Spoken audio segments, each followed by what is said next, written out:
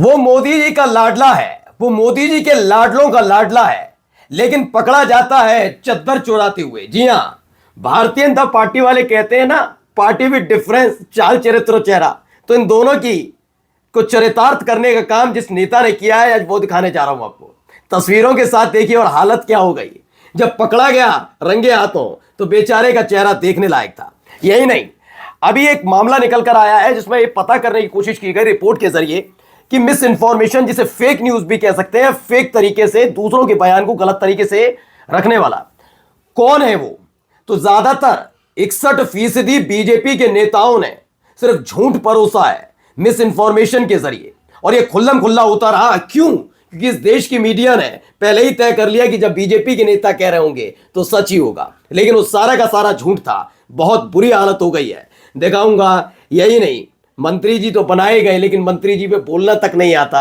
हालत क्या है इस सरकार की, आप सोचिए किस तरह के हालात है। एक वो है टीपी बंद होते ही सुनाई दे रहा है, करते हैं ना, तो यहां पर ये भी है हालत यहीं पर खराब। और तो और हिंदू मुसलमान ना हो तो कहां मजा आता है। कभी ईसाइयों के धर्म प्रार्थना स्थल में घुस जाइए, कभी कहीं और घुस जाइए।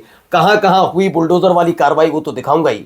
कहां मस्जिद में घुसकर तमाशा करते नजर आए, एक एक खबर मैं आपको दिखाने जा रहा हूं। नमस्कार, मैं हूं प्रज्वल गौतम और आप देख रहे हैं the live TV. The live TV, सच सबसे आगे। सबसे पहले शुरुआत इस खबर के साथ कर रहा हूं, जरा ये देखिए खबर क्या है। এই যে বেডশিট চুরি করেছে যে প্যাসেঞ্জার এটা কেন সিউগাইতে কেটেছেন? মানে এই না, এই চাদরটা আপনি মনে করুন ব্যাগে ভরতে পারেন। বুঝতে পারলেন কি বলতে চাইছি? একজন কোচ অ্যাটেন্ডেন্ট মনে করুন 300 টাকার জন্য কাজ করতে এসেছে, সে 700 টাকা দিতে হচ্ছে তাকে। দিতে রাখুন, রেখে নিয়ে বেডশিট চুরি করে নিয়েছে, ব্যাগের ভিতরে ঢুকিয়ে নিয়েছে।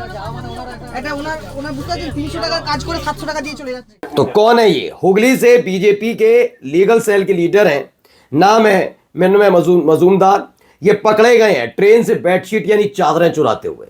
100 150 200 रुपए वाली चादर को चुराते हुए पकड़े गए। और जैसे ही पकड़े गए उसके बाद ये वहां जो वेंडर्स होते हैं उनको धमकी देने लगे कि भैया बीजेपी का नेता हूं, देख लो।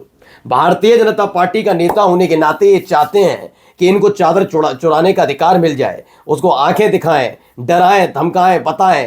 और यही हालात इनके है। बताइए, सोचिए, पकड़े जाते हैं 150 रुपए वाली और कहते हैं रोजगार नहीं मिल रहा। मिल तो रहा है, कितना रोजगार है ना।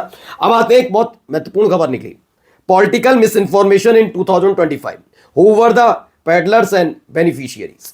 इसमें जो रिपोर्ट निकल कर आई उसमें पता लगा 61% जो वायरल पॉलिटिकल इंफॉर्मेशन थी 2025 में, वो ज्यादातर प्रो बीजेपी नेचर की थी, यानी बीजेपी को उससे फायदा हो सकता था। इस नेचर की खबरें ज्यादातर चलाई गई, दिखाई गई, और इस पर किसी खास तौर पर उनका निशाना राहुल गांधी को लेकर रहा, और यह हमेशा ये काम किए जाते रहे।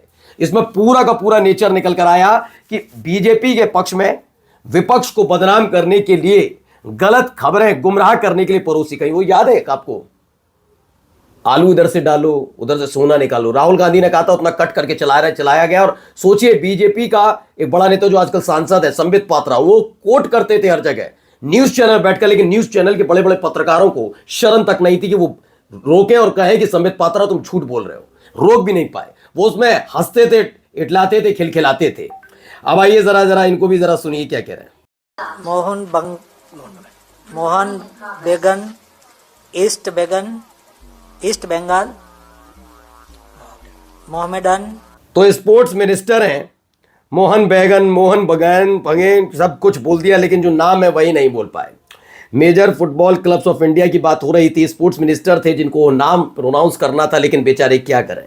ये बहुत जबरदस्त ऐसे मंत्री हैं। खैर, सब ऐसे ही हैं, हालात ही ऐसे हैं, तो क्या ही कहा जाए। किसी से पूछा जाए कि क्या हो रहा है, नहीं क्या हो रहा। पूछना भी गुनाह होता है और टोकना भी गुनाह, लेकिन टोकना यहां जायज कहलाता है। कहां पर? यहां पर देखिए।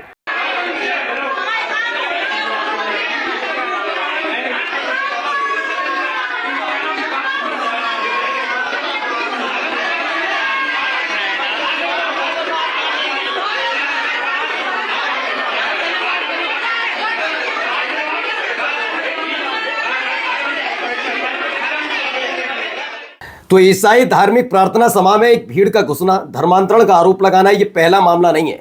देश के अलग अलग जगहों में ऐसी वीडियो सामने आती रहती है। मध्य प्रदेश की वीडियो बताई जा रही है।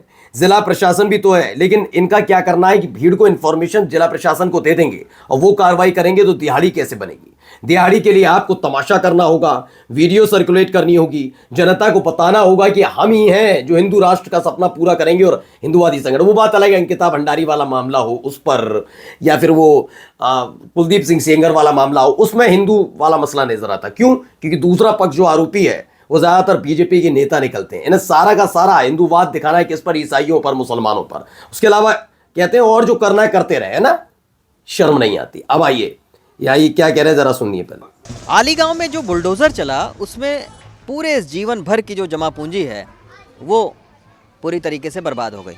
अब ये भाई साहब अपने गांव की उन्होंने प्रॉपर्टी बेच के और फिर ये इन्होंने मकान अपना खड़ा किया था। और आप देखिए 3 मंजिला मकान, अभी बिल्कुल नया मकान इन्होंने बनाया था। करीब 1-1.5 करोड़ रुपए आपके लगा दिए जी। लगा दिए। अच्छा, और फिर कल जब आए थे तो क्या कुछ बातचीत? कुछ नहीं हुआ हमसे, तो यही बोला खाली कर दो, टूटेगा सारा। तो दिल्ली के आली गांव में बुलडोजर का कहर है, करोड़ों का मकान जमींदोज होगा। ये उपहार दिल्ली सरकार की तरफ से इन लोगों को दिया गया है कि करोड़ों रुपए लगाइए, तमाम चीजें होंगी, ठीक है, लेकिन आप इस बात की चिंता मत करिए कि आपका मकान रहेगा नहीं रहेगा, क्योंकि चुनी गई ऐसी सरकार है जिसका उपलब्धि क्या है? घर तोड़ दिया, मकान तोड़ दिया, बुलडोजर बाबा। कभी आपने किसी पॉलिटिकल पार्टी के किसी नेता के साथ ऐसा विध्वंस वाले नाम सुने हैं? बुलडोजर बाबा, उस पर खुश हो जाना, वाह मैं बुलडोजर बाबा। तो इस लेवल की जो पॉलिटिक्स हो रही है इस देश के अंदर, तो क्या ही कहा जाए। अब आइए एक और पॉलिटिक्स देख लीजिए भाई, ये पॉलिटिक्स ही है और क्या कहूंगा इसे, जरा देखिए।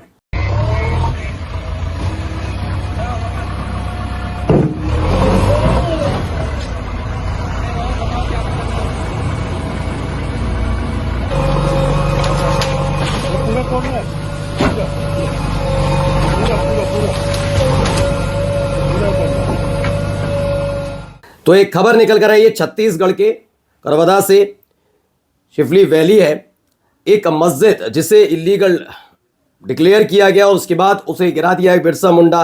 Now a statue of Birsa Munda will be erected at the same spot at to honour the tribal community. यानी बिरसा मुंडा जो एक तरीके से आदिवासी समुदाय के लिए भगवान के तौर पर माने जाते हैं, उनकी भी वहां पर स्टैचू लगी हुई थी, वो भी टूट गई।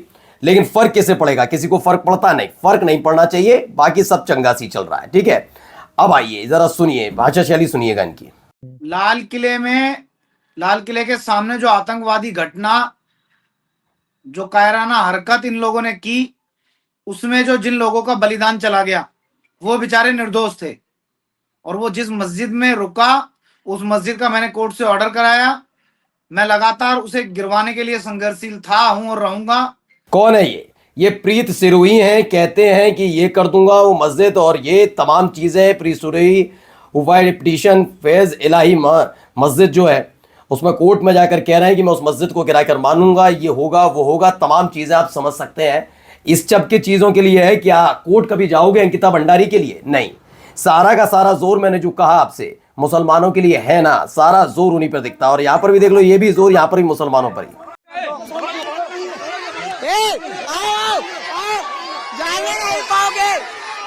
जान नहीं पाओगे तुम लोग।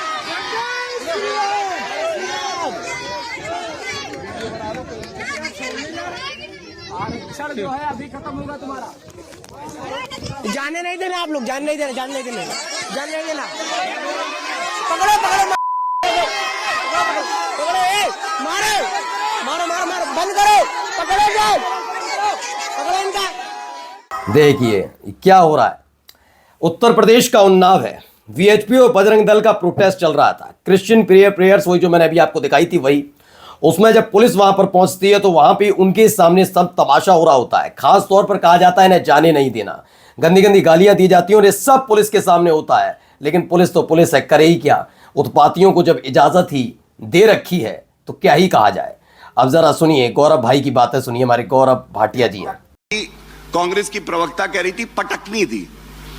नरेंद्र मोदी जी वो शेर है, जब दहाड़ते हैं ना तो पूरा विश्व जान जाता है भारत की ताकत। बस एक बार चीन का नाम लेकर दहाड़ दें। चीन ने अतिक्रमण किया है ये कहकर दहाड़ दें, ये चैलेंज देती हूं मैं आपको। दहाड़े चीन का नाम लेकर नरेंद्र मोदी। ये गलत है, ये इनकी आदत है, ये इनकी आदत है। वहां म्याऊं म्याऊं करने लगते हैं, दहाड़ना भूल जाते हैं।